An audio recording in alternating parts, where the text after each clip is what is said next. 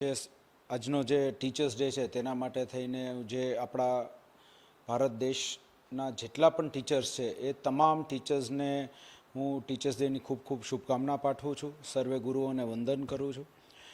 કોઈ પણ વ્યક્તિના ઘડતરનો જેટલો મહત્ત્વનો પાયો તેના મા બાપ નાખે છે તેટલો જ, અને કદાચ અમુક બાબતમાં તેમનાથી પણ વધારે મહત્ત્વનો પાયો જે છે એ બાળપણમાં જે શિક્ષકો હોય તે નાખતા હોય છે. અને ત્યારબાદ એક વ્યક્તિ જેમ જેમ અભ્યાસમાં આગળ વધતો જાય જેમ વર્ષો જાય છે તેમ તેના માતા પિતા કરતાં પણ વધારે મહત્ત્વ શિક્ષકનું દિન પ્રતિદિન વધતું જાય છે.